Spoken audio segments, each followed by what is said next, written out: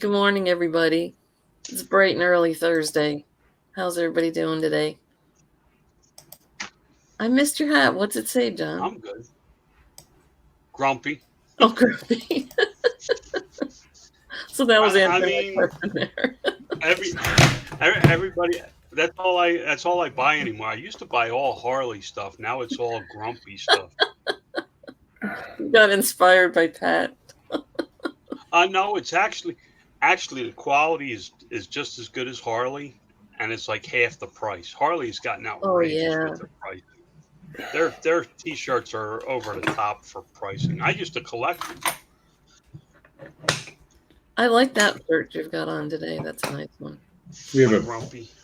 we have a big event not too far from here. It's called Roar on the Shore, and it's a huge, motorcycle rally, kind of like a Sturgis thing, but on a smaller level, obviously. And that's going on this weekend. So you got to stay way away from the Harley store because you'll never get through that area. There's so many bikes there. Sometimes they'll have like a celebrity grand marshal at the parade and all that stuff. And it's been Paul Newman a couple of years, which is pretty cool. But I don't know who it is this year, but that's going on right now. And then, if you like Harleys, you'd love living in my town because you don't hear it first thing in the morning, but during the day, it's like Sturgis out there all day long. I mean, people go and buy on bikes all day long. Oh, I wouldn't get anything done. I would sit in the front yard in a rocker. You would because I mean, literally, probably 200-300 bikes go by my house on a nice summer day like today because we live right next to the lake, so the lake is right there, and they're going down by the lake and stuff. So it's pretty cool. Hey, we got some people. We got some people in the chat. Yep. Well, thanks for the view, John. What's that? Luckily, I turned my head. I talked about That's Tuesday. the Rockies out there. Nice. Ooh. I wasn't talking about that view though. Oh. Well. So before you start, Sue, we had gone on our trip to North Carolina last year, and his view right now reminds me of that because we had. You're familiar with Table Rock, Yep. Where her mother lives, right out the back window, you can see a really nice view of Table Rock. It's really cool. Oh, that's a beautiful area. Yeah, it's beautiful down there. But anyway, his view reminded me of that. But that kind of reminds me that I really want to go on an out-of-town sourcing trip again. No doubt. I'm thinking about doing Charlotte this weekend. I haven't quite mentioned it to my husband yet, but you just I'm not going to go away anymore.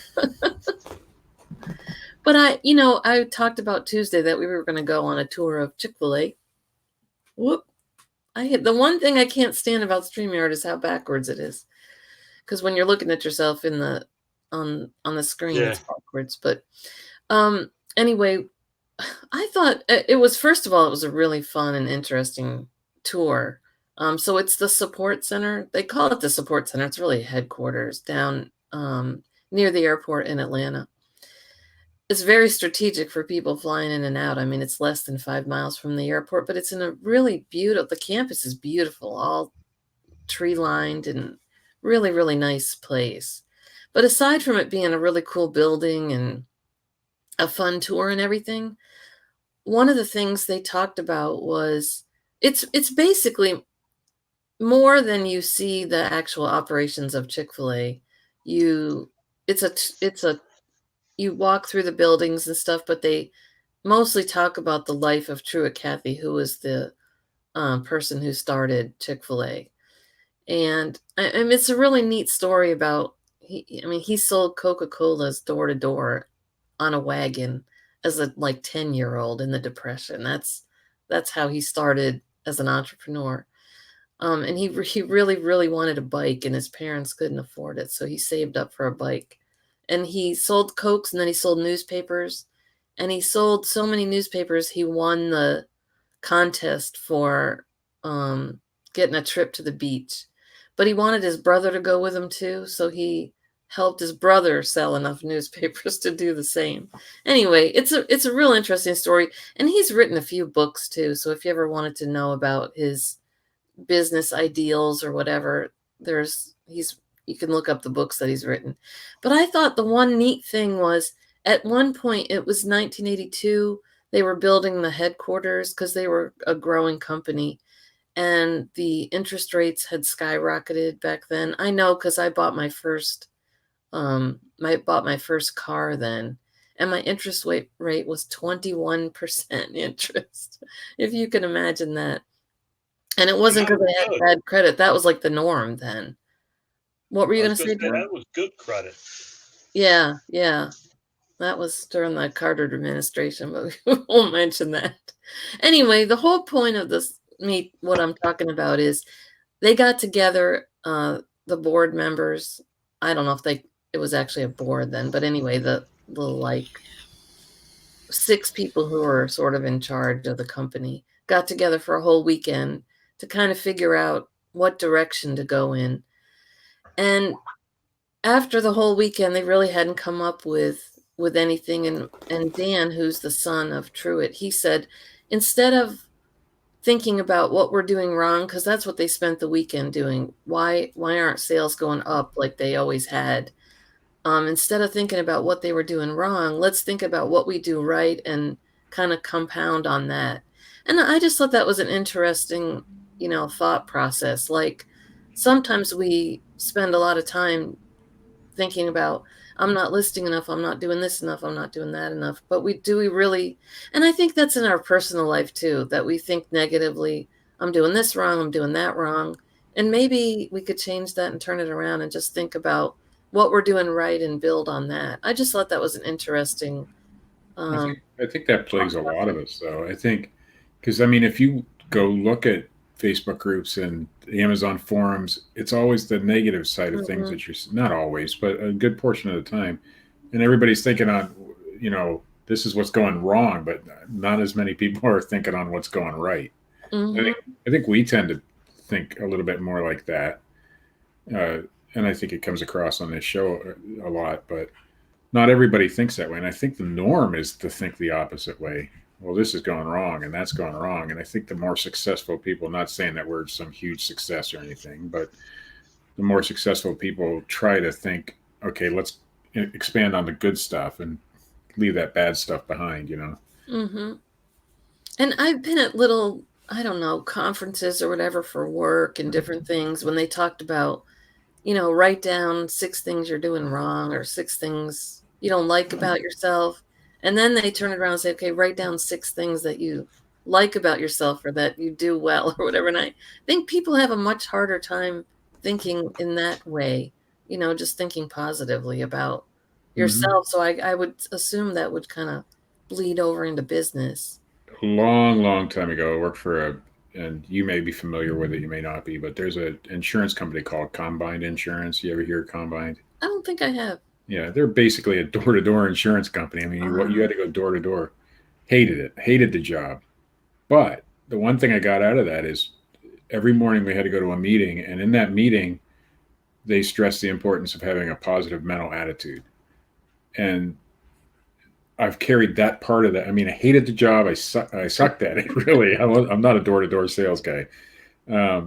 But because of that, it kind of changed the way I thought about things, the positive mental attitude. So every morning when I wake up, I still think about that when I'm doing my stuff here is the positive mental attitude. So at least something good came of that.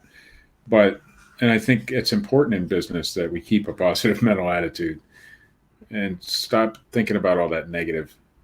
Because we will. That stuff will eat you alive eventually. So yeah, good thoughts on that. And I think most successful people have that positive mental attitude. So yeah, I would say that's that. Except John down there, he's grumpy. Okay. Well, I was just thinking, you can be grumpy and positive, right? You can. It was a joke, John. You have to make it positive for not for yourself, but for the customer. That's what it is. You have to be able to portray a positive. And listen, I am Steve. You'll see a totally different side of me in Vegas, and you'll be like, "Who the hell's that guy?" It's all right. You'll see a different side of me too. I become a party when I'm doing a sales thing or making a deal or something, I become a totally different person. I have to say, And there's it's not something. It's not like a fake face I put on or anything like that. It's just who I am. Yeah, positive is a big thing. But what I find interesting, and I always said this in the car business, was they have a depression session. We call them depression sessions, a meeting to talk about positive attitudes. Yep. A lot of companies do that. I mean, even companies like Amway. I mean, look at their big, and that's their whole focus, and that's how they keep their people doing what they do is, keep them positive. But there's big, giant meetings that you go to. I tried Amway once too. That was a no-go. But what they're successful at is teaching people how to be positive about things. They may not be, the people may not be successful on their business side of things, but to be positive about things. And it's something that'll carry with you for a long time, even though you may not have been successful at the selling of Amway, but you're going to remember all that stuff they taught you. So, I mean, if you want to try to sell it, go ahead. That was not a fun time. Yeah, I did one of those one time. It was Usborne Books, which I don't think is the name is as big as Amway. But my problem was I had a job. Back up from that, I had a job at the temp agency where I, found people jobs. But one of the things that we had to do was we had to cold call other businesses to find out if they needed our services. And we had a certain number a week that we had to do. And that was something that I really hated. Yeah. But I would get really excited when I found a new customer. But then it was just as hard the next day to start calling people. Mm-hmm. And that was the thing. I loved these books. It was children's educational books. And I loved the books. And I called on a school and I went and met with the librarian and she bought a whole bunch of books. And I had done two different, I don't know if they were daycares. Yeah, I guess it was sort of a daycare type thing, but they had classes. I'm not sure. Maybe it was private school. It's been a long time ago. And you had the thing like the Scholastic books where you had I would come after school and the parents would come and buy books and stuff. And I set up a thing for the teachers to be able to buy books for the teachers. Like they had a list of the books the teachers wanted and the school got a bunch of free books and blah, blah, blah. And they even asked me to come back the next year. But then the next day when I would have to try and call other schools, that part I just hated it so much and I would have, the parties because that's how you would sell. And yeah. At the end, I never wanted to ask, does anybody else want a party? So, yeah, I was not good at that either. I bought a lot of books. But we were a real book family. All my kids. A lot of those companies, though, survived by selling it to their employees or the people who are selling it to. Yeah. I mean, I know there are some of those type of companies that really want you to just get people working under you more than the product. Yeah. But that one in particular, they were really about the product, but it wasn't for me either. But, that's that learning process of finding out what you like to do for a living. And I always joke around that it wasn't until I was in my 50s till I found out what I wanted to be when I grow up. And it was a reseller. Did you see Harlan's comment? No, let's see. Oh, let's see how I do that. Oh, show. Just click on it. Oh, it's a wedding present. Oh my God. No, that's funny. So then did you sell Harlan? No wonder he's divorced. Well, it wasn't her that gave him the wedding gift.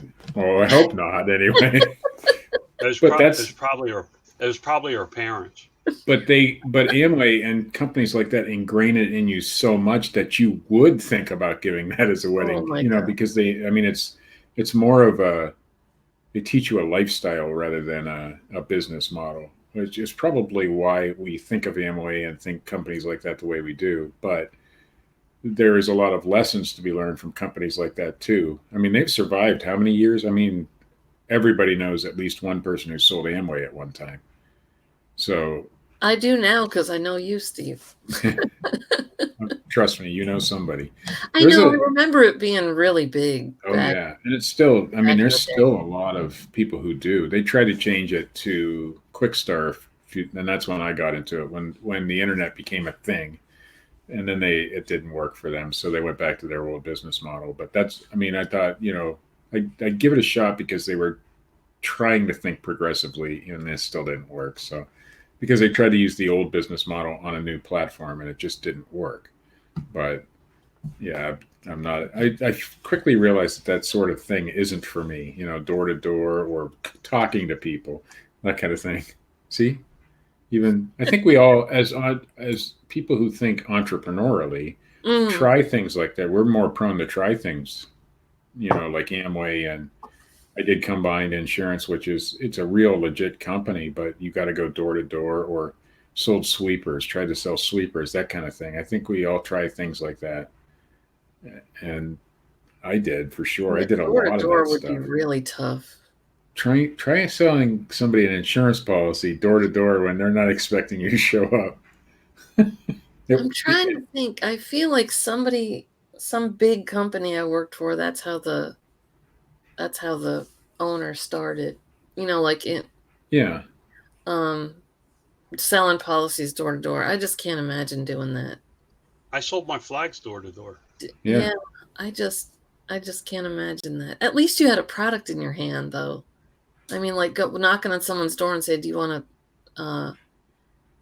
to buy an insurance policy? And here, give me a check," and you don't get anything in your hand. The insurance policy that you got through them was more like Aflac. It's that type. So it's like but you didn't have to work for a company. Like Aflac will give you money if you missed so much work or whatever due to an injury. This was, you didn't have to have that part of it where you're missing the work. It's just you're getting paid for. It was a good policy. I carried it myself, and I know people who have actually collected on that policy. But trying to sell it door to door is it's a tough gig. I mean, I guess that would give you, you would get a lot of lessons in sales. You sure do. And just the rejection factor. I mean, I think all of us don't want to be rejected in that. I'm not very good at rejection. That kind of teaches you, if you want a paycheck, you got to go to the next door. I lived off the renewals, so you could go, you could do so many renewals a day or whatever, and that's how I made my money. Is people who already had the policy, and I just stopped doing the door to door stuff. Well, I didn't last very long because you have to get new clients. But I'm surprised that the person who, so that's somebody who had the policy. And they just need a renewal. Yeah, they didn't drop it. They just it was back before the days of online bill pay and stuff like that. So you just went to their house and reminded them that they owed you money, basically. And most of them loved the policy, so they, the people who did buy it loved it. So. Anyway, I'm sure that has nothing to do with what our topic of the day is. Well, I just have a topic.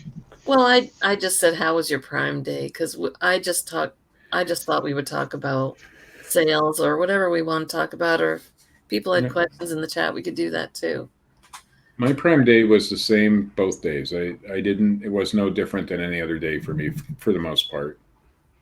The interesting thing about both my days was how much more I sold at night than I did in the daytime. My morning started off super, and then the afternoon just really, really slowed down. Now, I do know that the numbers on the app weren't showing up. Like if I looked at my orders, I could kind of tell there was more dollars than showing on my sales for the day. So I don't know if that had something to do with it, but I did double my sales on Monday, and then Tuesday I went to bed thinking I did about 1.5 of my normal sales, but when I woke up it was more than double my sales on Tuesday. But I mean, I went to bed at midnight or 1 o'clock in the morning, and it was about 1.5 times, and then I did several $100s more after I went to bed. So again, I'm not sure if it was just catching up or I had a lot of sales from California, because obviously their time zone is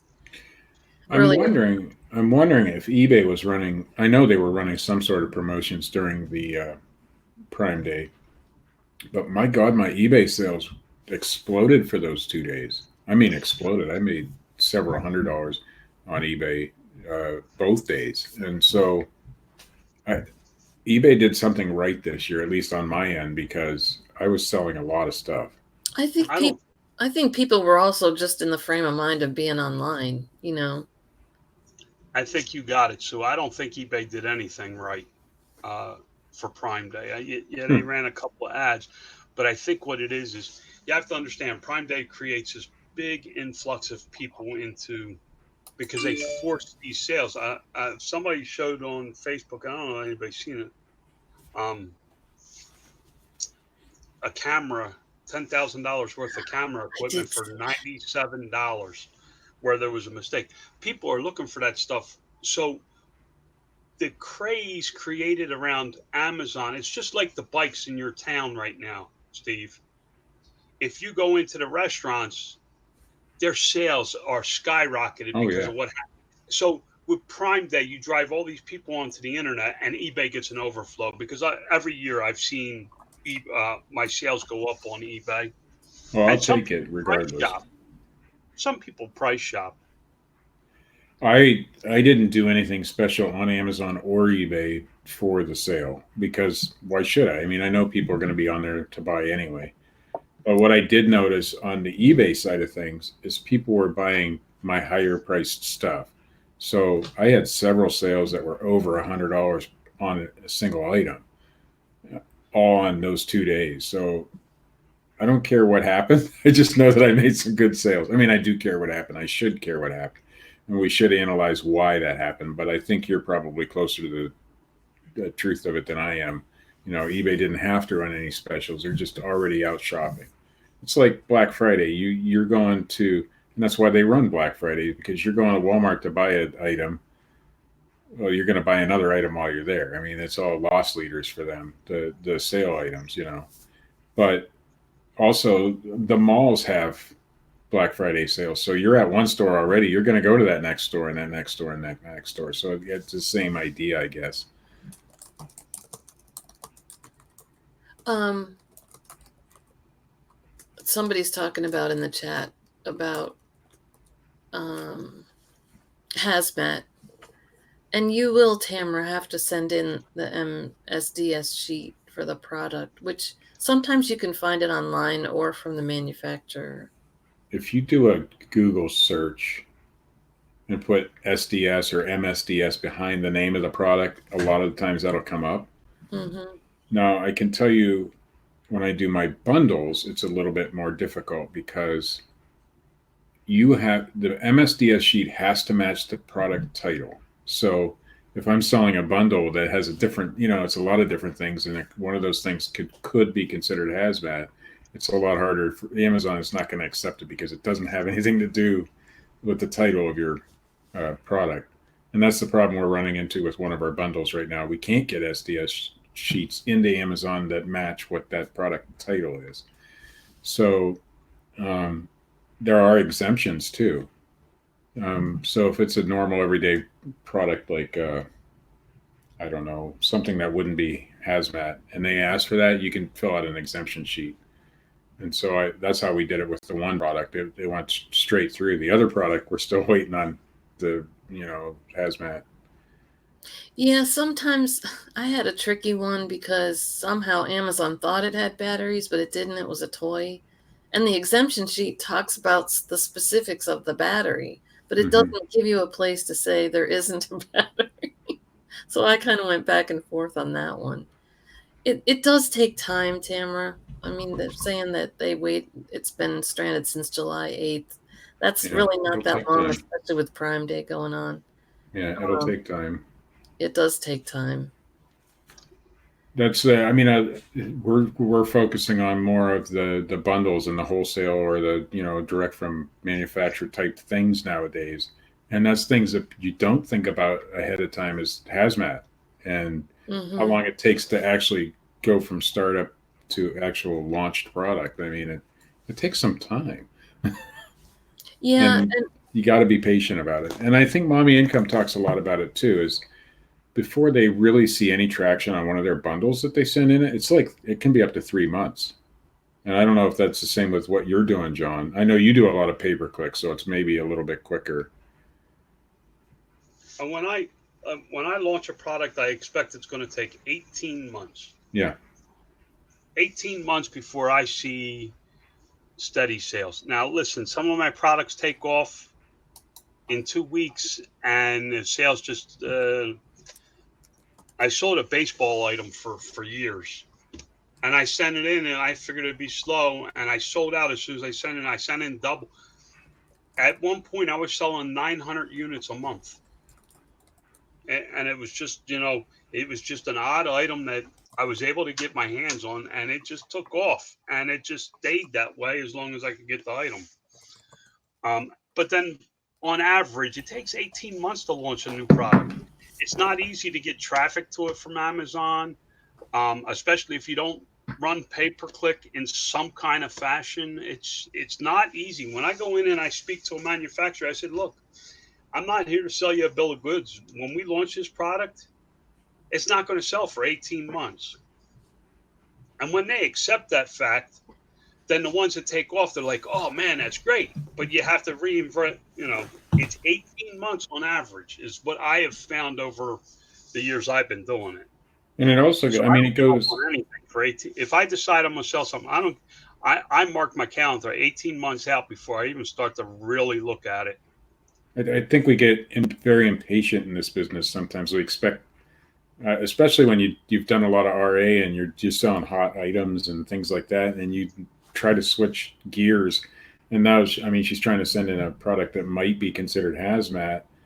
And I'm not saying she's impatient, but I know for me, I get impatient with that stuff because I'm so used to things just going smoothly and sending it in and selling, sending it in and selling. And when you're switching your business models or something, there's a wrench thrown in that, it gets a little frustrating. But if we can learn patience, and John's whole business is based on, you have to be patient with these products, and they will eventually, not all of them, but they will eventually sell. And I did notice, when you're doing searches on Amazon, my product isn't going to come up right away. It's going to take a while for that to even get populated in the search. Well, now I'm not doing pay-per-click yet. I'm going to have to sit down and talk to you, see how that works when we're in Vegas or something. But I am, just using the merchant words and all that and trying to do it organically to start, just to see how it works. But my gosh, it doesn't even show up in search for a while, So it takes time, just like, promoted listings on eBay or something, or now that they've gone all straight to good till canceled, that stuff takes time to get populated in Google and all that stuff. And I noticed a lot of my 30-day, I get a 30-day kick because that's when Google's picking everything up. It takes about 30 days to get it listed in Google, and you have to be patient with that stuff. If you're not, then you're going to start lowering prices and you're going to start doing all sorts of crazy things. Mm-hmm. And I think that's a lot of, I think that's a lot of the reason we see that, race to the bottom is because people get impatient.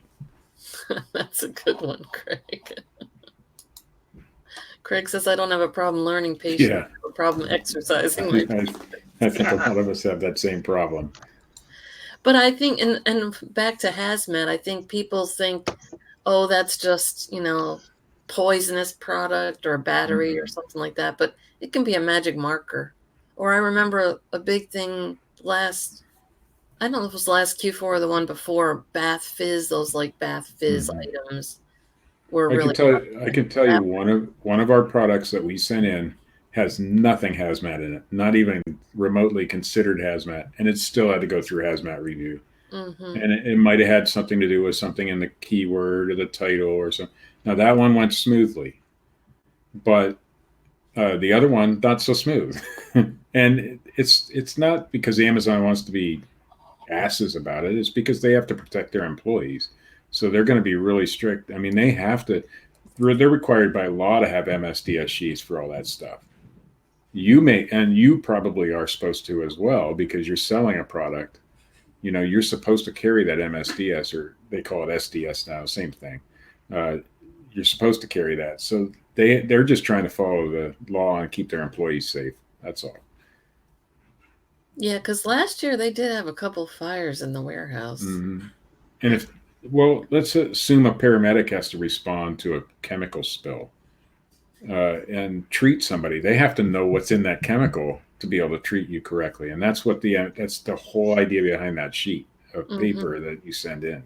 And they can get really complicated. I downloaded the MSDS sheets By the way, Dollar Tree is actually really easy to get MSDS sheets for, but you have to go through a third-party company. I forget the name of it, 3P or 3E or something like that is the name of the company, and they'll email it straight to you.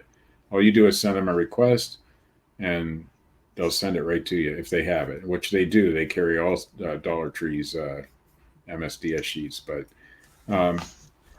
the problem I had was that it didn't match the title. Did you get that information from Dollar Tree? Yeah, it took me a while to find out how to do it, but once I figured it out, it's just a third-party company that they store all their MSDS sheets through. So that's a good tip. Good to know. Yeah. Well, when you're starting to learn to do different things, you start to learn to do different things, you know, and Google is your friend. So the funny thing is I did a sale for my shoes on Monday and Tuesday, and I did sell one pair on Monday, but then my sale ended on Tuesday and I sold 3 pairs yesterday. But I think I talked to my lister and she said hold off doing a lot of sales on the shoes because August is going to be a big time for the shoes to sell. So back to school after that. Yeah. Oh yeah. Yeah. Kelly's saying back to school. She started to sell a lot of back to school already. Yeah, our schools here start. I don't have kids in school anymore, but we go back something like August 1st or 2nd, right at the beginning of August. I was going to say back to school is starting to pick up. I mean, if you're thinking about getting into back to school, you're late. Yeah. True. If people, you know, it's the part of the problem is we look at instant gratification. Mm-hmm. We are so accustomed to instant gratification that nobody wants to, you know, we want to send in school stuff next week and have it sell the following week. The problem is you may be too late to the dance. You know, we need to plan out things better. We need to look at things better. I have a product, for example. I've been working on this product for 4 years, 5 years, 4 years. It finally is number 2 in the search results. 4 years. You know, I have faithfully worked on that one particular listing, probably once a month at least for 4 years to get to that kind of ranking. And it's a quality product that I sell. So it's not, this is a long-term game, guys. And a lot of people keep saying it over and over again. Part of the problem is people get into this as grasping at a straw. Desperation, you know, to pay a bill, to feed themselves, to whatever. I mean, I did. I'm not going to lie. I was homeless. You know, I was grasping at straws to eat. It wasn't like, oh, let's see, maybe I should become an internet seller, and I'm going to really study. I was like, I'm freaking hungry. What do I got that I can sell? I started similarly. I mean, my wife was working, but I was out of work because of my back, and I was running out of options. You know, my disability had gone away. It was a temporary disability. You get through your job, and they had to give me unemployment because they wouldn't let me work, even though I was able to do, you know, light duty, but my shop didn't allow that. And we're getting close to the end. And I went through so many other things before I decided, okay, I'm going to try eBay and stuff, because I didn't want to be an online seller. I wanted to be something else, you know. So I tried a lot of different things, but I found out that I loved it in the end, which is great. But it's a desperation thing that drove me to where I am right now. But talk about that, Steve. I mean, if this didn't work, would you keep trying some other things? Of course I would. Here's the problem. I might have had to go back and get a job, but I still would have been trying to earn money somehow. Here's the problem I see is people come in and they see our show and they see what we're able to do, and they won't let go of their hope of this. No matter how bad they are or how it's not working for them, they won't let go of the hope. Where, you know, when you did the door-to-door sales with the insurance, it didn't work. So you let it go. You let it go. You let it go. This has become so popular. You know, Gary Vee talks about it. It's on CNN. It's all over the place. sell the crap around your house and make $1 million. And then they show all these success stories where, they went to, what was it? The frickin' bagel seasoning, things like that. And people think, well, I'm going to find this one product that's going to make me a millionaire. And it's not the average case. I mean, the average case is somebody that goes and works 40 hours a week to make a paycheck. Yeah, or more than 40 hours. I mean, I'm sure all of us put more, well, maybe not you as much now, John, but we all put, I'm sure weeks that you put way more than 40 hours in. I mean, we all do. We have to. And I have somebody. Go ahead, Steve. I'm sorry. I have somebody coming here next Thursday who wants to learn how to do this. But I'm afraid what they're seeing is the glamorous side, me traveling and me doing that stuff. Ooh. Speaking of sales, $24.95. I sold. I don't even know what it is. That's the glamour. That's the glorious part of what we do. Is I can sell some sort of science kit thing. I don't know what it is, but I don't have to know what it is. I just have to know that it has a good sales history and will sell. But I think a lot of people see the glorious, rainbows and unicorns, like Craig says. And they're not seeing the hard work that we actually have to put into this. And when I teach somebody, or when somebody comes here to see what I do, I make sure to stress that part of it is, listen, you have to be a certain type of person to be able to actually do this. It's not going to work for everybody. And I never tell anybody to start selling on Amazon. I always tell them, listen, start on eBay, start small, sell some things around your house, get your feet wet. If you jump into it like other people, like I jumped into the Amazon side of things and I got big fast, and I know you did too. You got big fast, and probably a little too fast. I know even at my level, I'm a little too big for my britches right now, and I have to go back and get everything straightened out. Jared sent me an email last night. There's a lot of things that I have to send to him, and I'm not even sure how to do it all, but I will. I'll figure it out, But I think people see that glorious side, the side that Gary Vee shows, or the side that the YouTube channel show, and it's not all rainbows and unicorns, like Craig says. Yeah, I mean, there's a lot more to it than just like you said, and I always talk about if you're really a business, treat it really like a business. You got to do the paperwork side of it. You have to track your inventory. There's a lot of things that aren't fun that you really have to do.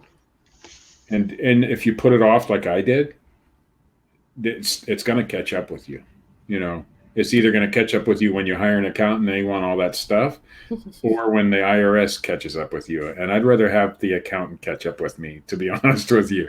So, well, I think what happens is a lot of people all of a sudden in March, like they've gone through a year of reselling. Now all of a sudden it's March, and they're going to sit down and they think they can just do their taxes, like that. And I used to do it that way. I got to go back and look up a lot of things and try and figure out how to get back to that. Now, when I was primarily an eBay seller, it wasn't so bad. But now you got 2 platforms, and YouTube will be a third eventually when I start making a little bit more money at that. And then when I start getting into the bundling and the wholesale, it's going to be a lot of things from a lot of different sources, and a lot of receipts and a lot of this and a lot of that. And my mind just can't keep up with that stuff. So for me, it was important to finally, and I'm stubborn. I hate the fact, that's the one thing I don't like about myself, is I'll try to do it myself for as long as possible. And I need to change that attitude. I need to let some of it go. And we've talked about it on the show before, letting some parts of the business go, because you have to. If you want to grow or be successful, or at least have peace of mind, you got to let some of that go. Yeah, I'm pretty bad about that, but I think it's more because I'm cheap. And I'm cheap. I don't want to pay somebody to do something that I can do myself. But you just find out that. But what Scott said, Scott said it on his show the other day. I think he was talking to Rakin Profit or something on Rakin's show. He's like, because he hired Jared, or because he hired an accountant, now he's going to make more money. Because now that side of things, he doesn't have to do that. I mean, he has to get all the numbers together, but Jared takes care of the rest. or his accountant takes care of the rest or something. But because of that one decision, now he's going to make more money, because in the long run, it's going to save him money and it's going to make him more money, you know. It is, again, it's a marathon. It's all you can't focus on the short term, because if you focus on the short term to hire somebody, it directly comes out of your pocket. For the last 3 years, I've given raises to all my employees. And over the last 3 years, I ended up taking a 50% pay cut for myself to do the things that the business needs. But it looks like, and if you follow me, my blog, or whatever the hell you call that thing I write on Facebook, I call it my journal. It's my morning journal. If you follow that, I'm going to own a $1 million business free and clear next year. And it's because I did the things now, seeing what's going to happen in the future. And it's been painful to work my butt off this last year. And I just had this argument with my accountant last night. I said, I cut my pay-per-click spending by 50%. That's $100,000 I saved the company. And yet I had to take a pay cut. You know, I trimmed the hours. I did this. I did everything that you've asked me to do. And I've given this person a raise and that person a bonus and this and that. And yet I get nothing.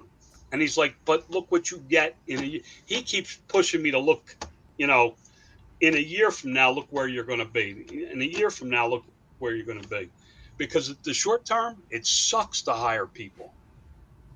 If I hire somebody and pay them $400 a week, that profit could have gone into my pocket instead of paying an employee. Mm-hmm. And I'll tell you, I got the quote on what it's going to cost me to get Jared to straighten out my mess. And it's not cheap. But in the long run, that's going to make me save me so much time, number one. And it'll teach me how to get my numbers correct in the first place. And it's going to make me more money in the long run, because not only do you hire a CPA, they're going to be somewhat, at least, of a financial advisor. They're going to say, hey, look, your numbers aren't working out here, or something. You know, there's going to be things that benefit you from that. But yeah, the initial quote is a shock, of course. But once you get past that initial shock and you realize what it's going to do in the long run, and it's not even just for hiring an accountant. It can be anything in your business, you know. That initial shock sometimes. You've got to be feeling it right now. Didn't you just hire somebody, Sue? well, I have my teenager. Yeah. Not mine.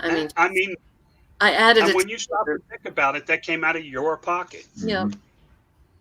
But I do. I mean, I need to get on that as well, because I don't think I'll have her once school starts, and I do want to have a second person. So I think it even goes as far as even if you're doing retail arbitrage like Sue and I do a lot of, when you look at that initial cost of a product, sometimes I mean, you showed me a product the other day, you're paying $25 a piece for.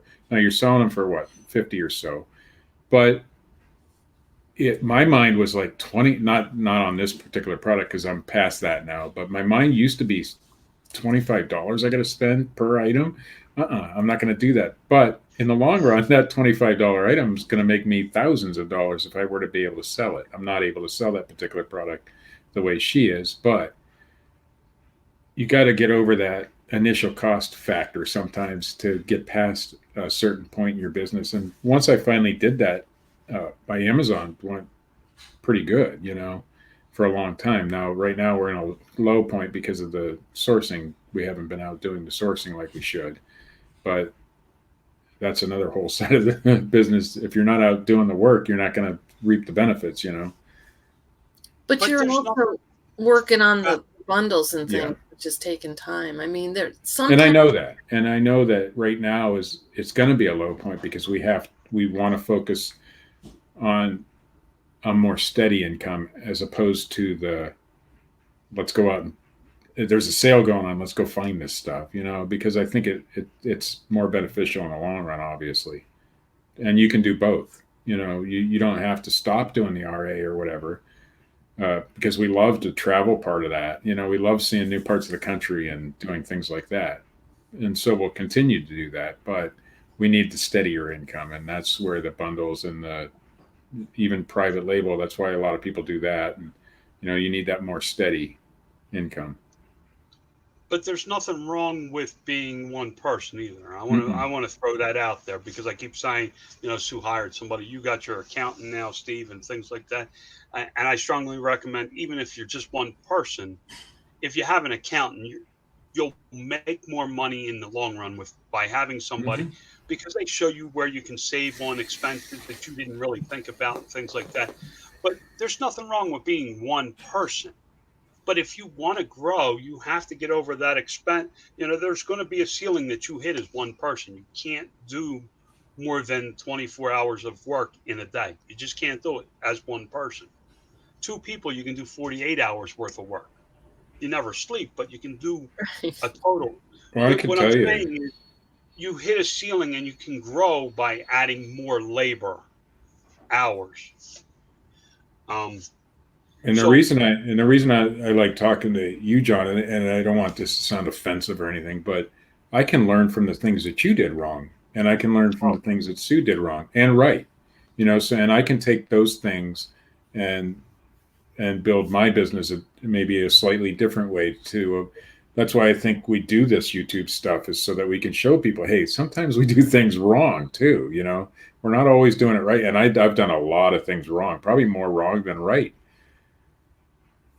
But that's when I learned. I don't know about everybody else, but for me, I learn the most when I do something wrong. Yeah.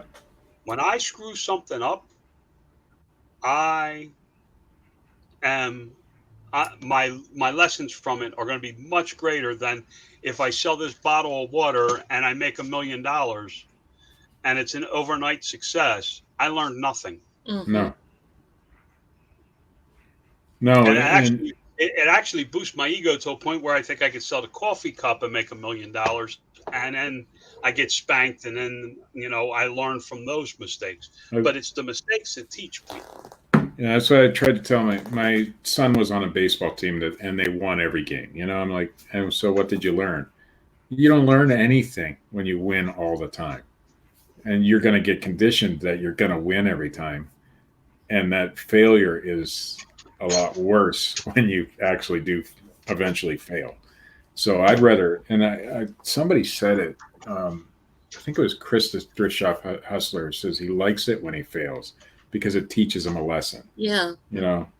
And Craig says, and I think it's a great point, is don't just go out and do this stuff because we're doing it, hire an accountant or hire a teenager or buy a product even just because we did it. Because I've made that mistake, buying a product just because Scott bought it. The Monopoly games. I'm still sitting on 31 of those, and that's because I tried to do something somebody else did. So work out what works for you, obviously.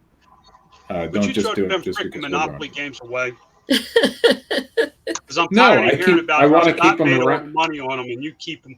You have. I want to keep them around because it's a lesson. If I have to see those things every time I walk into my inventory room, I know that I made that mistake and I won't make it again.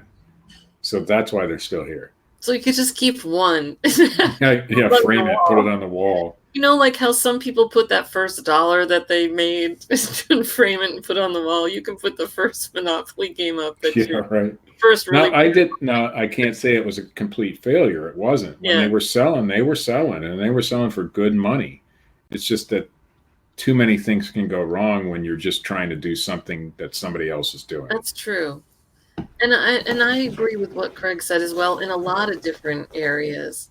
It's like one person does on YouTube a video on wholesale, and then all of a sudden everybody's doing a video on wholesale, and this is the way to go, and all the sheep just start to follow. Well, look at Streamyard. Jason T. Smith did a video on StreamYard. I saw it. I told Scott about it. Scott saw it. He told a bunch of other people. Now look at all the YouTubers who are using StreamYard but that doesn't mean it's the best service. It doesn't mean, I like it, but it doesn't mean it's the right way to go. There might be a better program out there that you could use. Just because we're all using it doesn't mean it's the best thing to do. Mm-hmm. We can give you our thoughts on things, but you still got to make that decision for yourself. And I know this is a basic thing, but it goes through all aspects of business and life. Just because somebody else is doing it doesn't mean it's the right thing for you. But I feel like that, the shiny object syndrome or whatever Oh, is yeah. really bad with resellers. It is. Maybe it's because I am a reseller and, I follow other YouTubers or whatever, but that seems like a real issue, that people are always chasing that shiny object instead of working on things their own way. That's the nature of this business, though, because we dig for treasure. Yeah. We're always looking for the next treasure. Mm-hmm. So that's the shiny object syndrome becomes very easy for us because we're always looking for the next. That's true. And especially with RA. I know for me.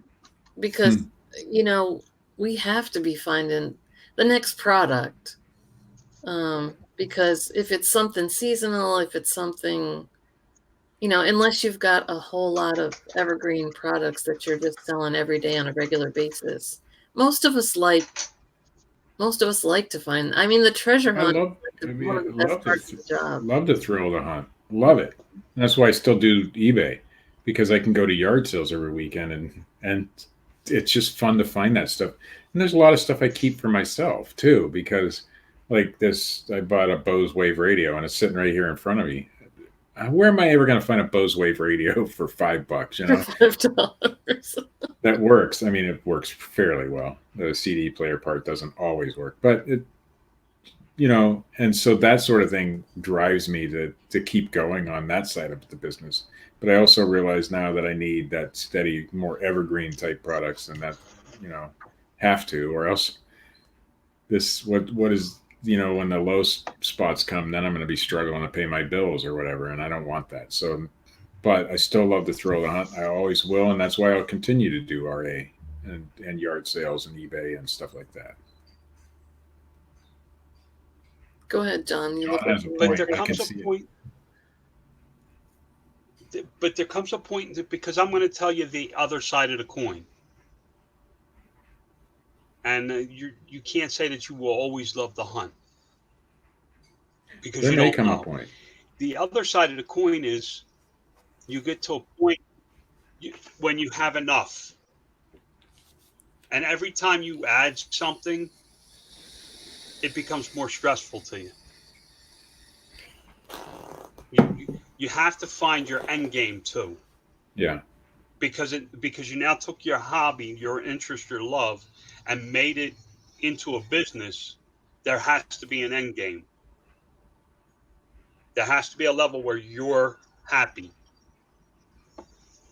I don't know my level yet. I don't know my end game. You can't go past it. You can't go past. I'm not saying that you won't continue to look, because shiny object syndrome is something that I have to deal with on a daily basis, because if I take one of those shiny objects and add it, all it does is create more stress in my life. Well, I think, Well, take it from my advice is to figure out where you want to be, so that you don't end up like me and you go, wait, I think that's part of the problem when people talk about their big death piles, is they're doing the part that they like, but not necessarily doing the part that they need to be doing. You've got, if you love that thrill of the hunt, but things are just piling up behind you, it's not really a business. It's a hoard. Because really, honestly, it's just about the same thing we were talking about earlier. If you are really a business, you need to be doing the bookkeeping part of it. Well, if you're, buying and buying and buying, but not selling, it's not really a business. You've got to learn to do the things that you don't like. And it's not always going to be fun. There's a lot of unfun things about reselling. And for me, it's the listing side. I enjoy listing, but I don't enjoy listing, and so things will get put away. And I got to learn to stop buying things that I like personally, but I don't like listing. So like video game consoles, I got a pile of them upstairs because I want to keep them. I don't like listing them. Or I'm thinking in my mind, like VCR, DVD players. I didn't sell for a long time because, well, what if something happens to that thing and it doesn't work and I get a return? I got to stop thinking that way too. So, but I got to get past my comfort zone on a few things and find out what my comfort zone is on other things, So there's a balance that you got to have. And my balance is all wonky right now, but I'll figure it out. There's mine. I love retro video game stuff. And some of it's worth a lot of money and some of it isn't. But so many things can go wrong and my mind keeps thinking that, and I got to get past that part. And I would think that Marcia would be helping. Oh yeah, she helps a lot. Well, I'm saying I would pushes think me. she'd be pushing you to get those listed to get them out of her space. Well, right now my son moved out, so we took his room, and that's now my inventory room, which is, good and bad because obviously my son moved out. That's not the greatest thing on earth. It's not the worst thing on earth either.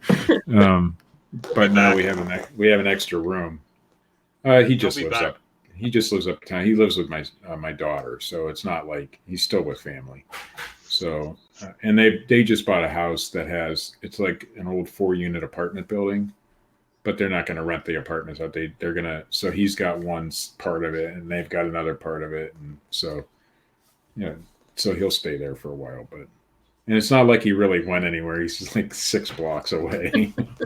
But anyway, so now we have that extra room, which is awesome because now I have a place to put all that inventory and stuff because it was in our bedroom. I mean, we have a big extra room off our bedroom, and that's where it was. But we had to walk past that every day to go to bed and stuff.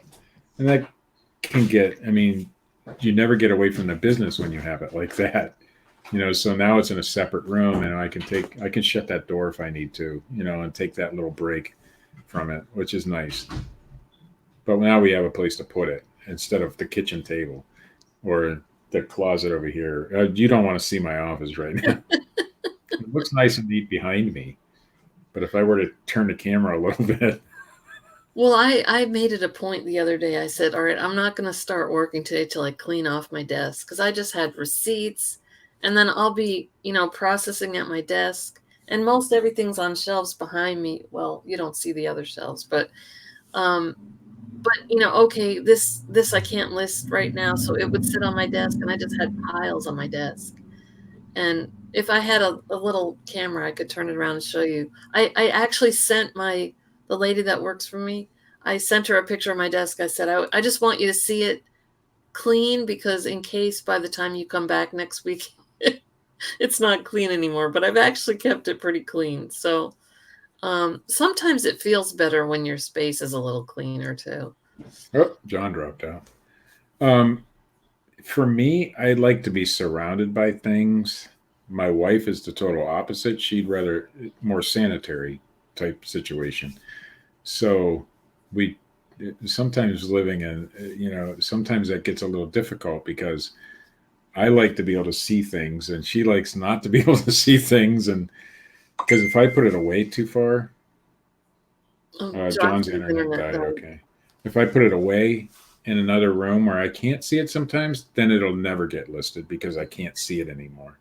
I was going to say that might be good and bad that you've got it closed off. I want to be able to get away from it sometimes because I sit in this office all day and I can see this stuff. So it's always there. So sometimes I do want to get away from it, and that's why it's nice having a door that closes if I need to, right? But I also need to see some of that stuff too. So I got to keep some of it in here just so I can see it to be a constant reminder. Okay, I got to keep going. I got to keep going. I got to keep going. Yeah. John's back. Yep. Welcome back, John. That's the good and the bad about working from home as well. Even though most of my work is downstairs, I tend to work too much. Dinner's over, this is whatever, blah, blah, blah. I'm back on the computer. I have a real hard time not working.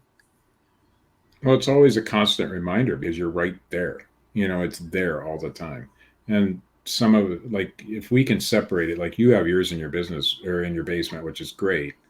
But like for me, if you're anything like my house is set up where you walk through one room and you keep going through, and a Monopoly dollar. There you go. I thought that was cute. I should. I always regret the fact that I didn't frame my first dollar. I should have done it, but no. Well, I don't think I ever got a paper dollar. Yeah, I didn't either. My PayPal or whatever. First PayPal statement. Yeah. You need to put that on the wall. I'm gonna frame those tattoos. I don't know if you remember the video I did with the Toy Story 4 and the Buzz Lightyear popping up live. I bought some of those, by the way. I am going to frame the original tattoos as a keepsake for myself and put it up on. You broke up right when you said I had the original. The original what, John? You I'm broke gonna up frame it. But the original what? The original tattoo sheet that I got. Ah, okay, The cool. original idea I got was printed on a white piece of paper. The guy had 5 pieces of paper, and I got one of them. So very cool. You know what? We bought some of those. We bought some of those plates. We bought some of those plates, and the technology is awesome. But if you look at it and you think about what's really going on there, it's the simplest thing ever. It's not a really.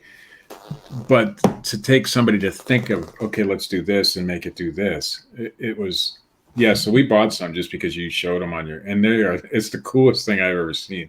So I was at an eye appointment at Walmart, and I said, "Oh, let's check," because our Walmart didn't have them. So the other Walmart where I get my eyes checked, because that's the only place around here that takes her insurance, had the plates. So we bought them, and while I'm waiting in there, we're playing with the plates, and we showed the receptionist because she used to work with the receptionist. She knows the receptionist, and she was amazed by it. Everybody who saw it was amazed by it. But it's the simplest. If you think about what's really going on that plate, it's not that complicated. It's a really simple idea. But sometimes those really simple ideas are the best. It took 2 years to develop that. Yeah, but it's. And I wouldn't want to give away a secret, but somebody who thinks like I do, or might think like you, could figure out what was really happening there. It's not really Buzz Lightyear popping off a plate. It's all to do with how the phone app reacts with that plate. But it's really cool. I mean, it's the coolest thing I've ever seen. And it's such a simple idea. And it can be used, it doesn't even have to be used on Party Play. It can be used on any type of thing. So it was really neat. Motor City Reseller. The original concept was temporary tattoos. Yeah, and I can see how that would work too. Go ahead, Sue. So Motor City Reseller was asking about anybody having a problem with Amazon Seller app not showing totals for sales correctly. I mean, I know it was a problem on Monday and Tuesday. I would have thought it'd be cleared up by now. If you looked in your orders, they were all showing, but it wasn't necessarily adding up. John's shaking his head, so it may still be an issue. To be honest, I rarely look at the seller app side of things. I usually check on my computer, and it seems to be fairly good. But yeah, I was sourcing for 10 or 12 hours yesterday, so I didn't even look at. Obviously, when I'm out sourcing, if I'm using the app to scan things, that the screen pops up and tells me what my numbers are. But I don't really pay that much attention. As long as it's on the positive side, I'm cool. Oh, he's saying it's still happening now. I mean, probably until they get all those Prime Day shipments out. I'd rather the seller app. I showed 0 sales this morning. You want to talk about panic when you wake up? I'd rather the seller app be screwed up than the website where people are actually buying things. So that, I mean. And I'm guessing that's where they were putting a lot of their server. Because they've been last year they crashed, and they don't want that to happen again.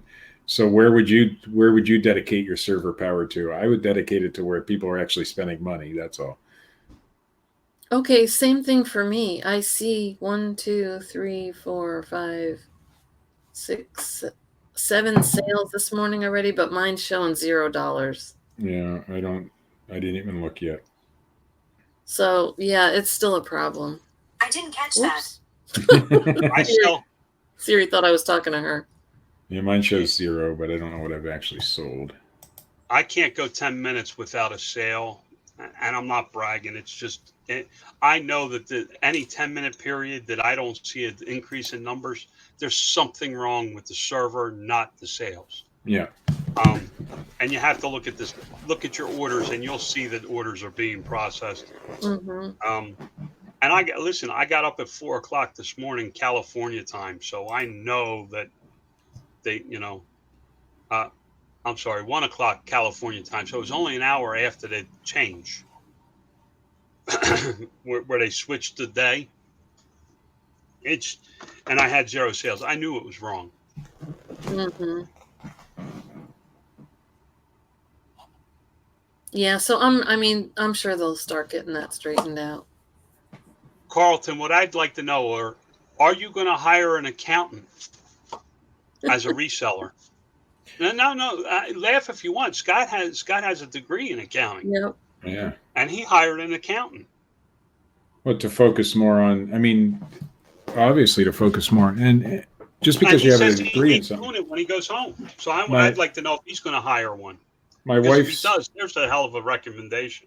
My wife's son went to school for 4 years and found out after that, 4 years that he didn't like what he went to school for. Just because, you have that degree doesn't mean you like doing it. Now, a lot of people get trapped in that situation where, yeah, it's great. I'm going to be an accountant, or I'm going to be an engineer, or I'm going to be a computer technician, or whatever it is. And then they realize, oh my God, after 4 years, they didn't like it.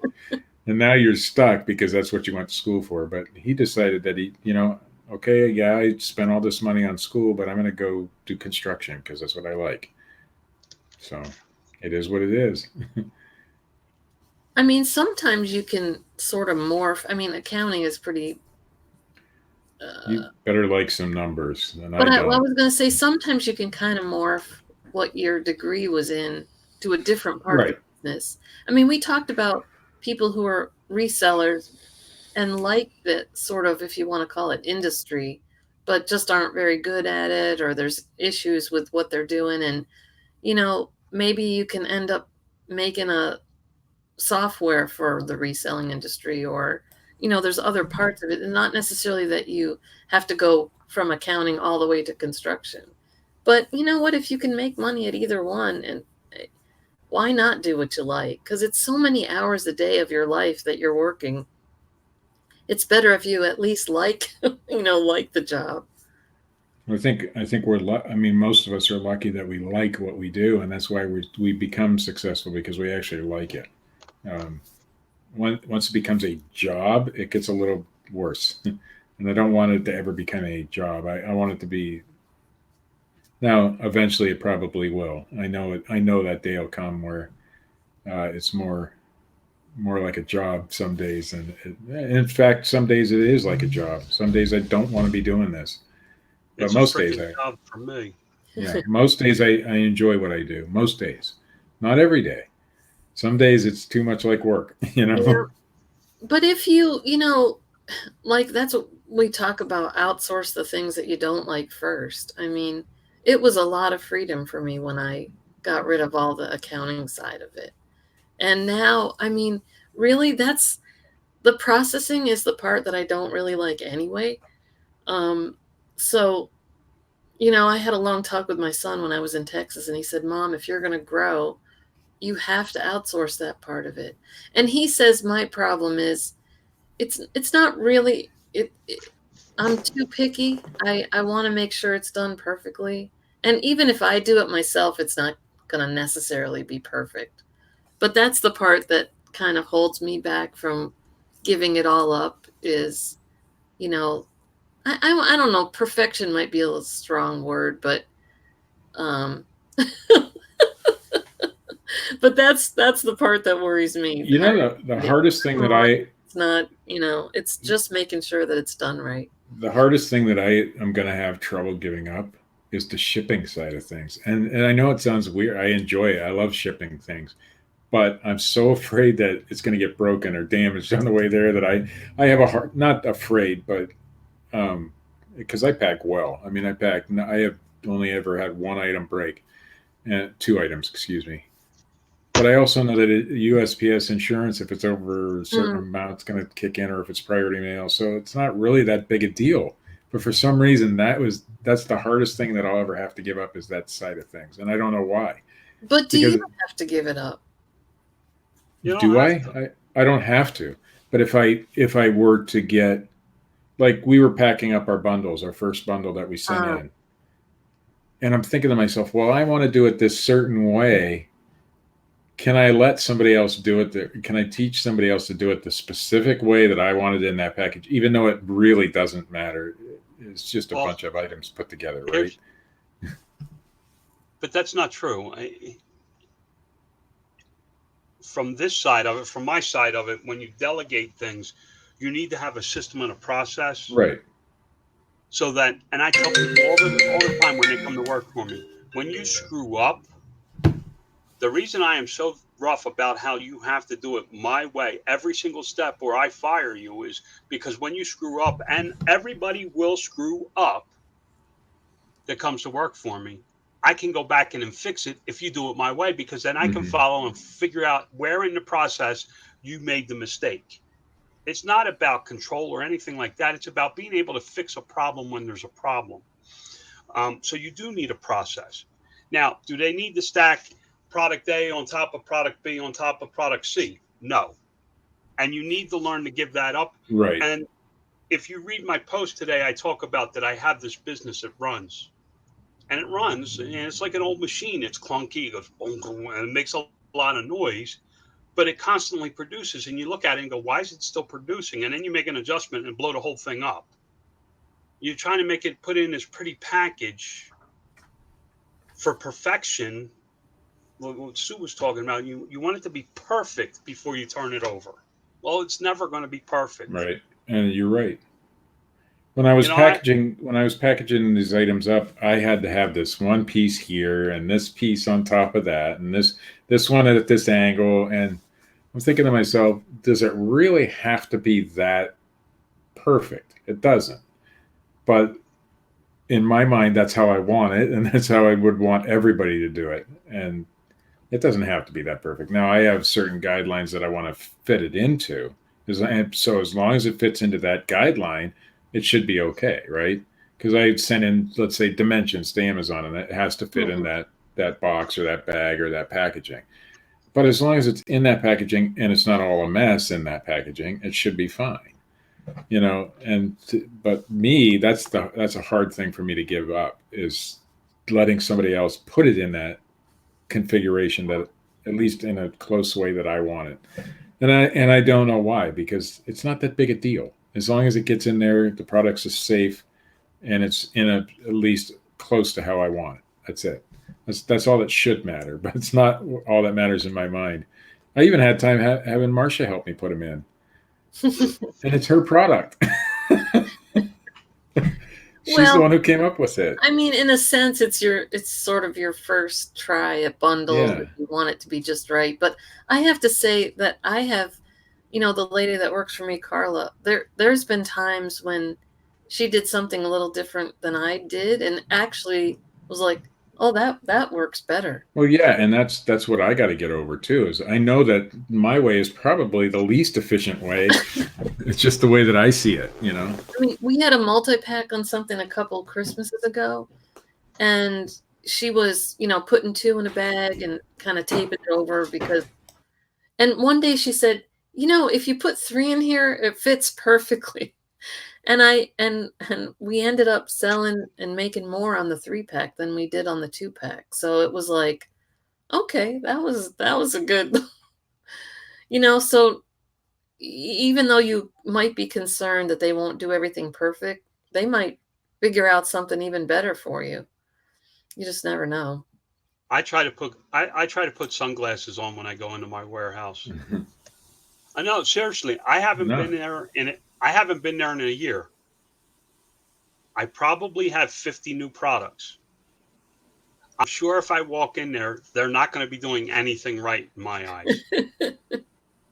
Everything will be done a way other than what I thought of, because somebody else thought of it. I didn't have any part. I said, we're shipping this bottle, get it shipped. And that's what I did. And now I'm going to walk in and go, okay, I get to see my machine for the first time.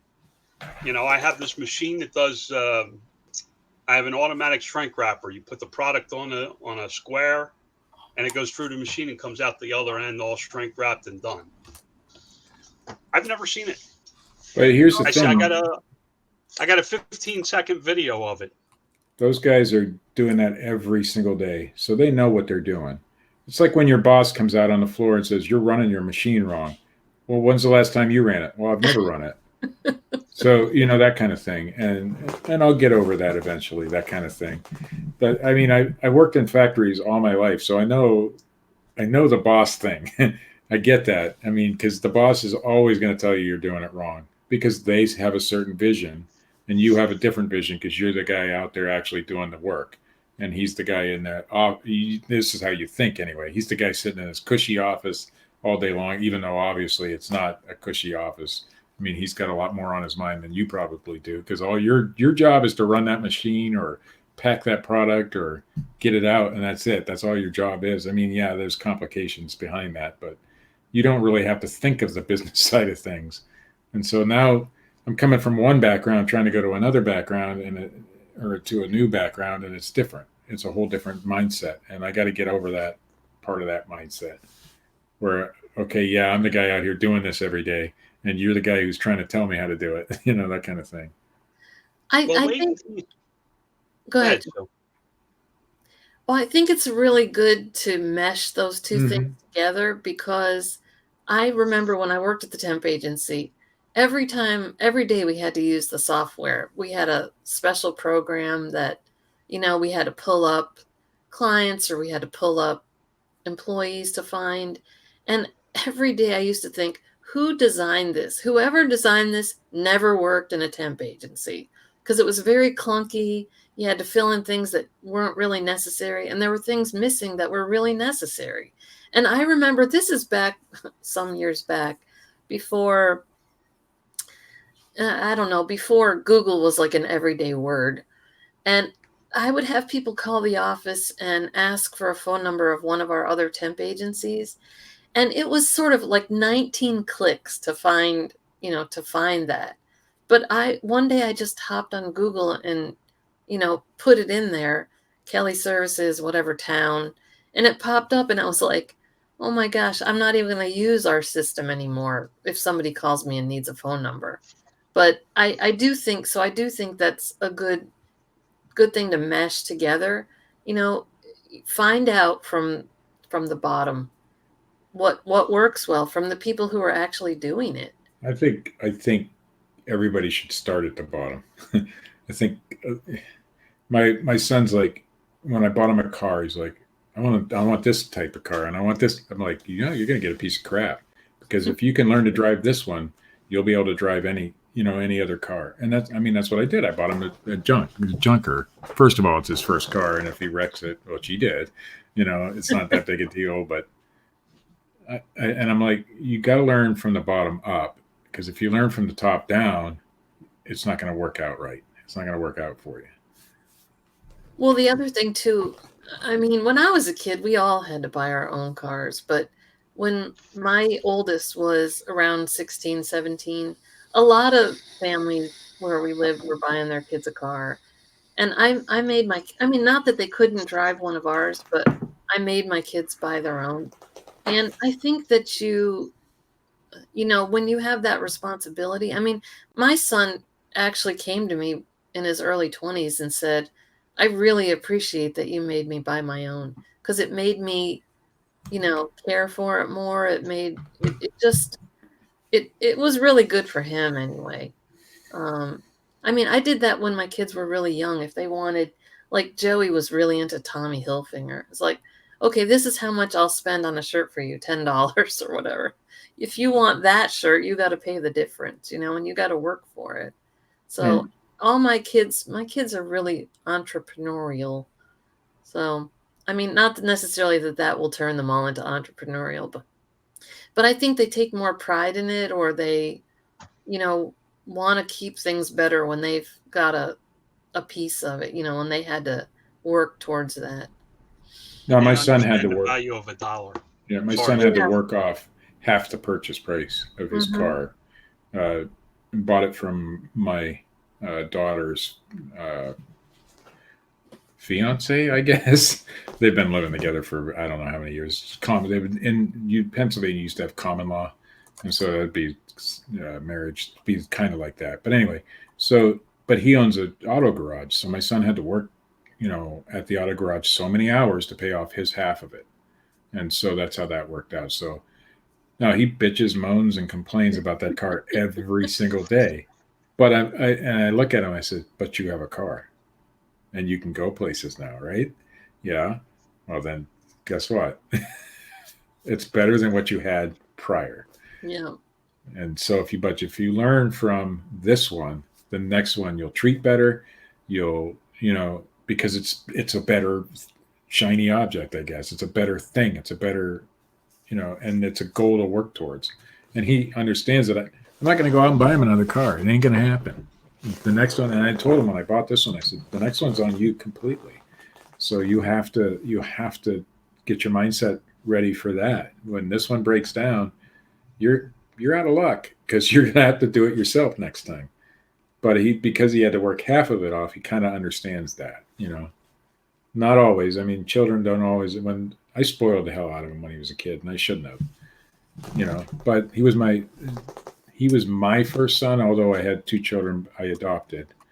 So but the situation turned to where it was just me and him for many, many years. So I got divorced and he lived with me and the other two lived with her. And so your mind works that now you spoil this kid, which I shouldn't have done. And so I'm still paying for that part of life. And he knows it too. But now I'm trying to teach him as a teenager, an 18, 19-year-old, how to live life differently. And it's a tough lesson for both of us, And if I would have done it right from the first, it would have been different. But I think it's the same way in business, though. If you do it right from the beginning, it's different. But we all make those horribly bad mistakes. And I think we'll continue to make horribly bad mistakes, but we can learn from those. And like we said earlier, I think the mistakes teach us more than the successes, really. Our first bundle was probably the biggest mistake we're going to make, bundling, because it wasn't the right way to put things together. It wasn't a great product for us to start with. It should have been down the line somewhere. Different. Maybe you should stack them different. Yeah, right. Let somebody else package them, maybe. It has nothing to do with it. We didn't realize the potential hazmat problems. We didn't realize, but my God, did we learn a lot from that, right? Because we messed up the first time, and I'm glad we did. Because the second, get to learn a lot.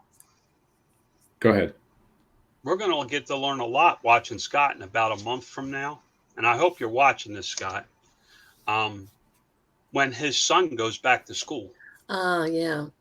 I've been telling him to get somebody in there that his son can teach to do what his son's doing while Scott's out playing around.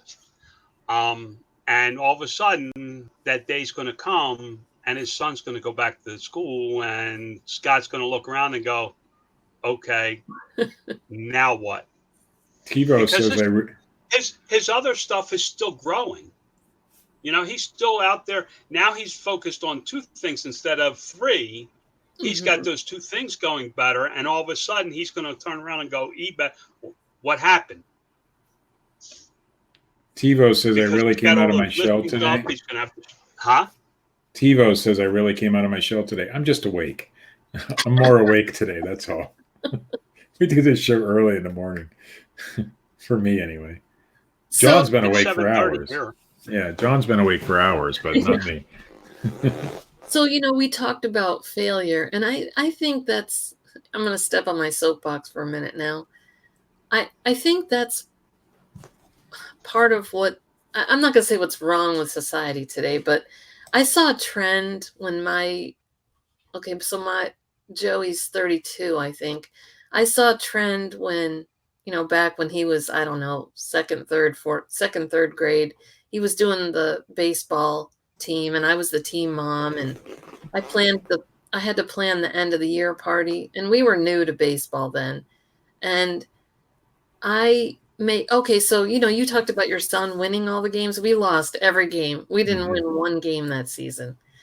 And so I had, for the end of the year party, I had made these little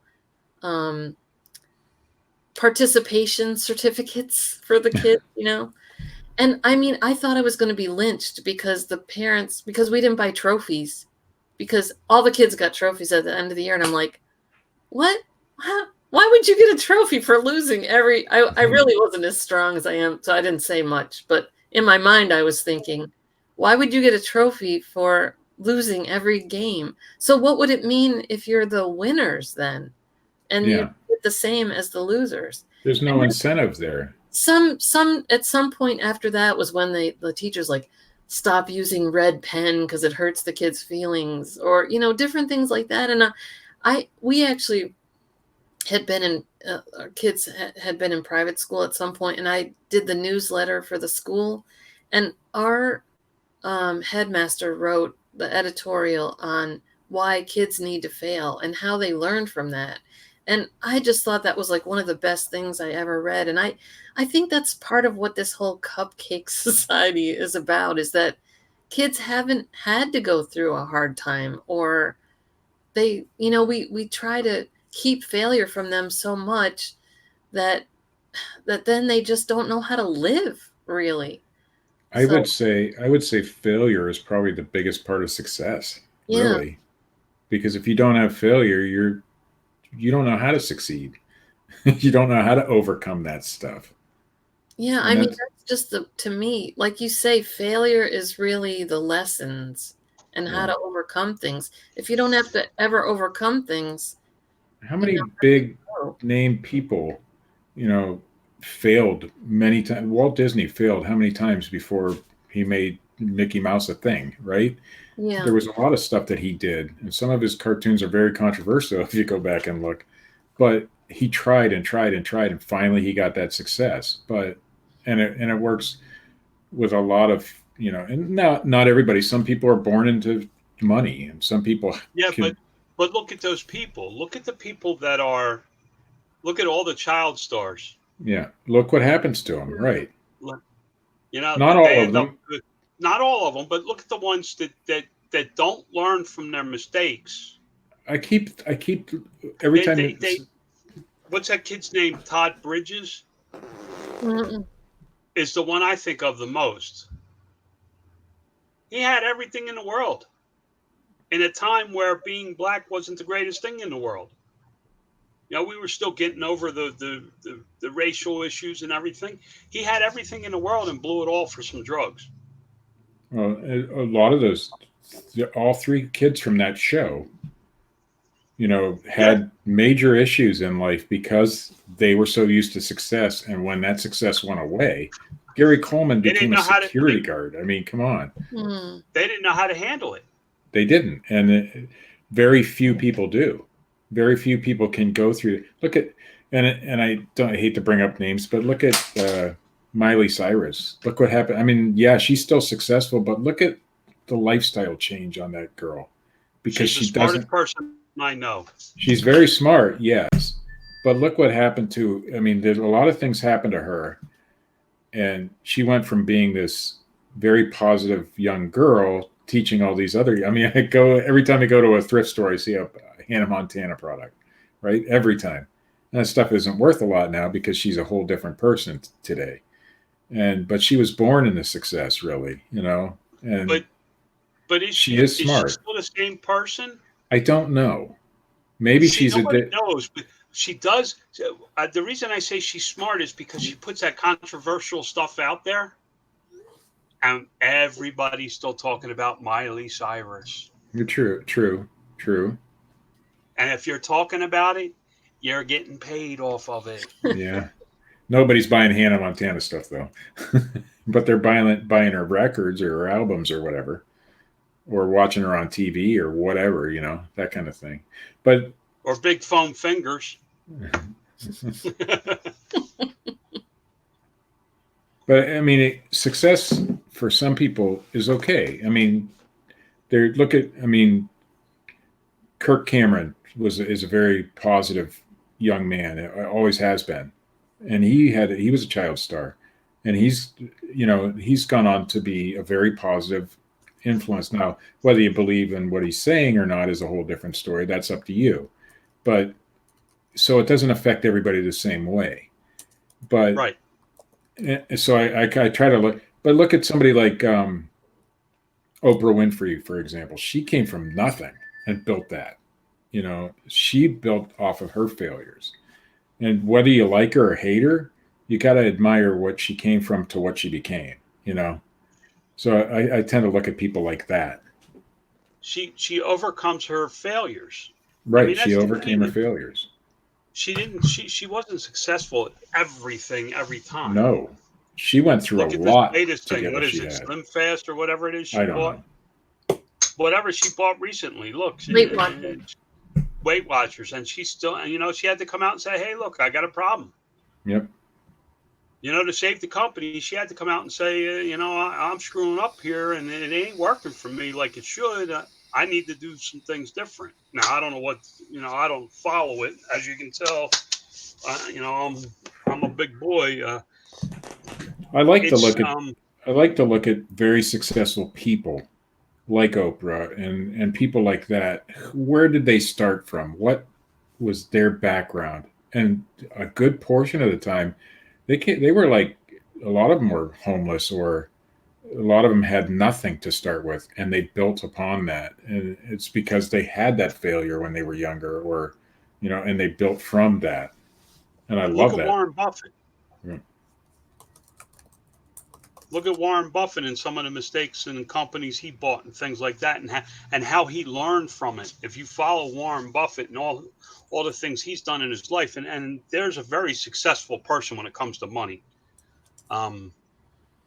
I think the thing I like about Warren Buffett the most is how he asks his wife for a certain amount of money every morning for breakfast. Oh, by the way, I don't want to. So he can stop at McDonald's and pick up an egg sandwich. I don't want to say that I admire, say, somebody like Oprah or any of them as a person. I just admire what they did. What they accomplished. What they accomplished from what they came from.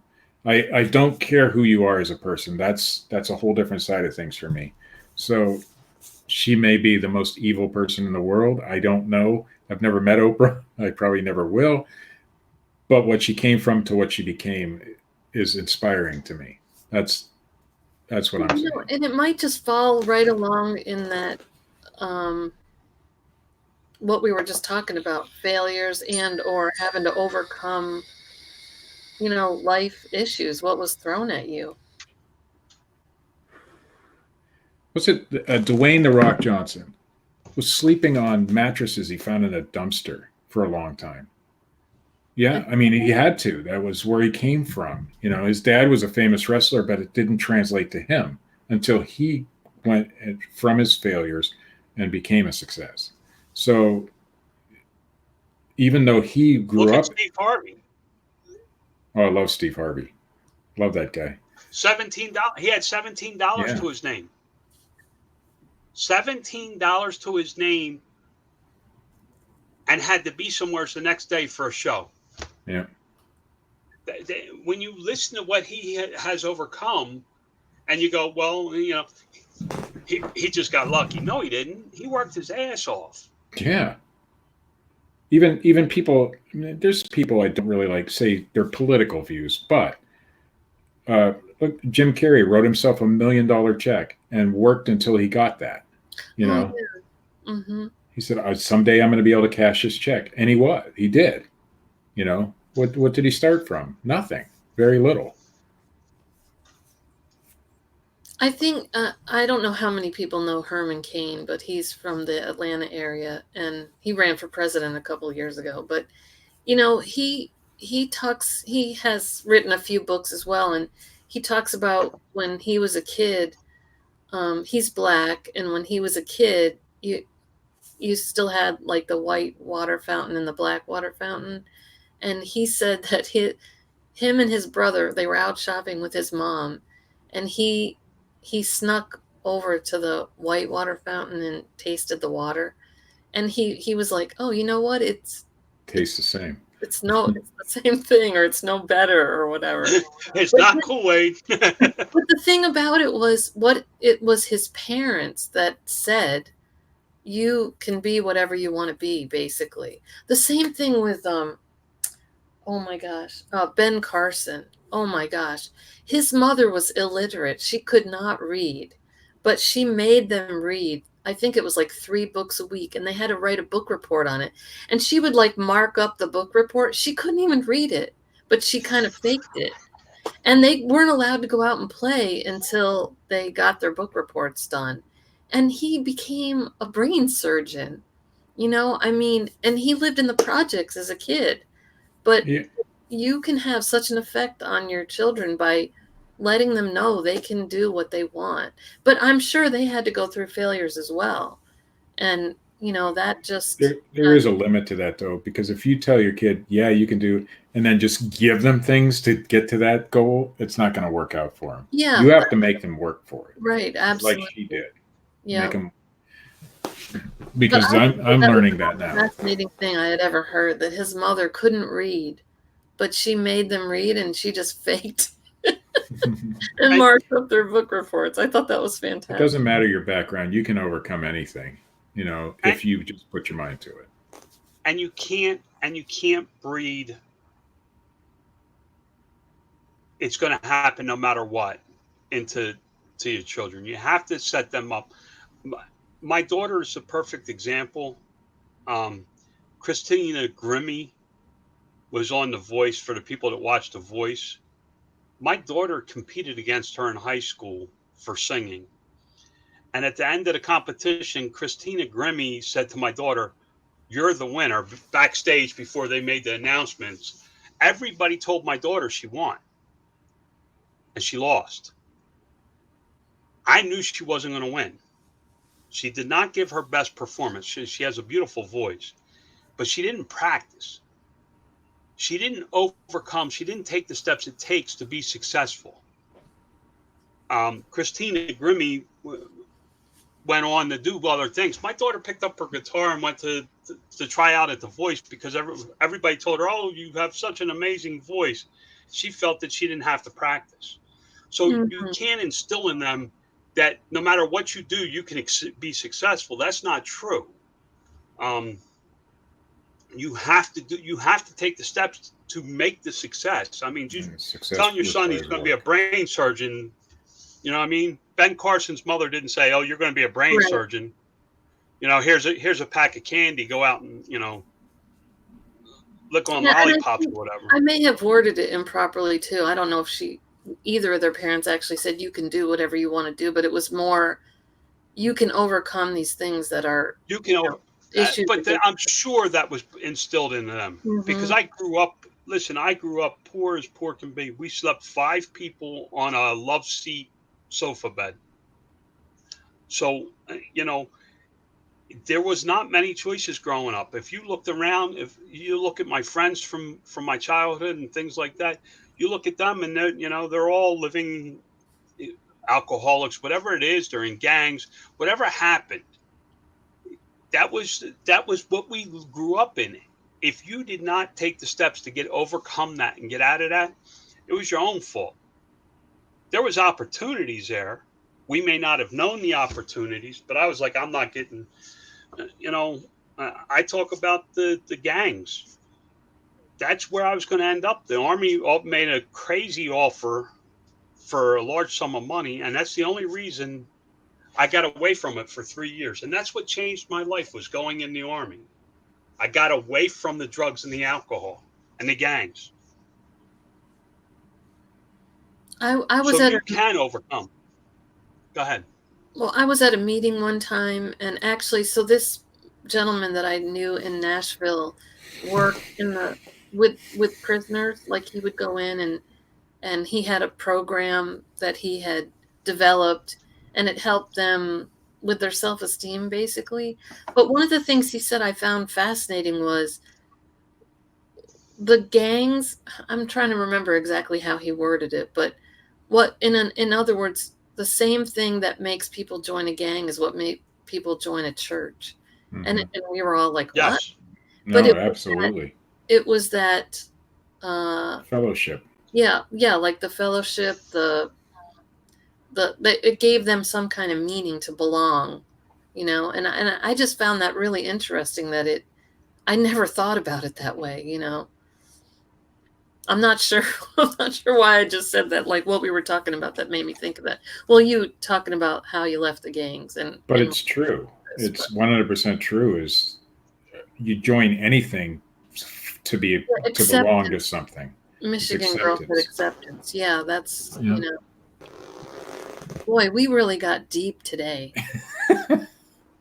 Not sure how that all happened, but it's it's organic. Hey, sometimes we just talk about what's on our mind. We do, and the show flows the way it flows, and that's why I like being part of this show. It flows the way it flows. Yep. All that from Prime Day. That's how we started. Well, we were talking about failures and successes, and that's true. Yeah. And so I know we normally go till about 10, but my teenager's coming at 10:30 today, and my husband's been texting me. He wants me to go for a quick biscuit breakfast with him. So I'm supposed to save Thursday mornings to go out with him, but this was the day that Grace could come, my teenager. So I think we'll end the show a little bit early today. And I was thinking like quarter till. So if anybody has any parting words, Steve or John, on either, successes, failures, or Prime Day. I think the big takeaway from this is, one, you have to be yourself. Ben Carson, all the people we named went in a direction that they wanted to go. All these majorly successful people go in a direction they want to go. That's first off. You have to do what you want, not what everybody else thinks you should do. Mm-hmm. And the second thing is no matter what gets in your way, you have to overcome it. If you're going to give up at the first obstacle, why bother? Because nothing goes smoothly. Nothing ever goes smoothly. There's a flaw in everything. If you plan on going from here to Washington, D.C., and you're going to plan it through so you miss all the traffic, and there's a freaking freak truck accident, and you're tied up in traffic for 6 hours. If you can't overcome that, then you're gonna fail. So why bother? I think you have to have the right mindset, I guess. Craig made a good point in the chat, and I could expand on that a little bit. Is success is defined by different measures, and we might be talking about people who are successful with money because we are resellers and that's what we do. But to be a success is more of a mindset than anything. And it's, if you want to be a successful guitar player, practice guitar. If you want to be a successful reseller, practice reselling. If you want to be a successful anything, I don't care what it is, mechanic, practice. Just keep doing it and doing it right, and keep going, and don't let people tell you can't if that's what you want to do. And I had a lot of people in my life tell me I can't, but I did anyway, because I knew I could. And I think that for me, that's success, because I did what I wanted to do. I had a lot of failures too, and don't be afraid of that side of things, because failures breed success. At least for me, they do. I think for most people, they do. So that's it. And I think too, sometimes don't be afraid to try new things. Like, I had several jobs over my lifetime, and I won't say I hated most of them. I remember one in particular just because of my boss. I pretty much hated that job. But most of the jobs I really liked. But a lot of times I worked for small businesses, and I treated it like it was my own business and worked as hard or harder than the owner. And I think it was finally one day when I realized, again, I was in my 50s before I did reselling as full time. I had always kind of sold on eBay here and there and that kind of thing. But when I went towards that, and, I guess I had that thought about why wouldn't I work just as hard for myself as for somebody else? And, it wasn't that, oh, they're making all the money and I'm not, but it definitely definitely was, why wouldn't I work as hard for myself as somebody else? And I think that I took pieces from all those jobs that I had all along, because I worked retail, and just different pieces from different jobs that I had over time that helped me with my own business. I had to do some accounting in the last job that I had, and I had to do some payroll, and I knew there was all kinds of different taxes and different things that you have to know when you have employees, and I also knew that was the part that I didn't like. So that was the first thing that I outsourced when I could. So I I think, love the point you made. well, go ahead. By the way, Scott just woke up. It's mountain time. The point that you made is you put in 8 hours or more a day for somebody else, and you work your, I'm going to say it, ass off. Mm-hmm. You should be doing the same thing for yourself. Yeah. You should be working your ass off to make your business, because what are you gaining from? I mean, you're gaining experience and knowledge and failure and success from when you work for somebody else, but you're not gaining that for yourself if you don't use those same ideals. Yeah. But it's not necessarily everybody's cut out to do this full time as well either, or any business on their own. Some people just feel more comfortable and are better at being an employee. But I think, I'm trying to think who quoted this, whatever you're doing, do the best that you can at it. There was that show about the boss where they would go undercover boss. Love that show.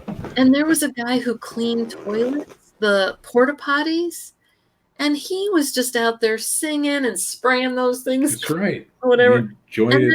That boss was so impressed with that gentleman. And it's true. I mean, it's like, who wants to enjoy the job of cleaning out a porta potty? But he did it like nobody else, So if you're going to be an employee, be the best you can be. I've always told my kids, one of the things is, when they were looking for the job, maybe he didn't find his first job as a graphic designer, and that's what he really wanted to do. But I said, take what you can get, and you never know who you're going to meet or what thing you'll get, from that job might lead to the next thing that you really want. And then also just learning as you go, learning along the way, finding out how to grow, or finding out how to have your own business, or finding out who it is to meet to get that next job. But the other thing too is, if you are, say you're a waiter at a restaurant, and somehow something goes wrong with the Coke machine, and you have watched the guy before and you know how to fix it. So now you're a little bit more valuable than the other waiter who doesn't know how to fix the Coke machine. So by taking those steps to know more than other people, or to be a better employee than all the others, now when they have to lay people off, who are they going to lay off? Not you, because you're the guy who knows how to fix the Coke machine. I had to train my replacement. I had to train my replacement when I left my job, and I knew that my back was getting bad, so I had started doing it prior. But I understood that me knowing how to run this machine, and I was the only one in there who knew how to fully run the machine, and all its little quirks, because it was really old. I mean, but I knew that if I knew how to run that, I wouldn't lose my job, you know, because I'm the only one that can do it. And when other people do it, it's a lot slower and it takes a lot more time, because they have experience on it, but they don't have my experience on it. Right. So. Yeah. So we'll just end the show with that. Whatever you do in life, just be the best you can be. There we go. I appreciate Eunice said thanks for a very informative and thought-provoking shows twice a week, because sometimes I think we're just rambling, but I think we enjoy it anyway. But rambling can have results too. Yep. So. And I'll say goodbye from John. I guess he got a call from his accountant, because he always answers for the accountant. He always answers for the accountant. The numbers. All right. Bye, everybody. We'll see you next week.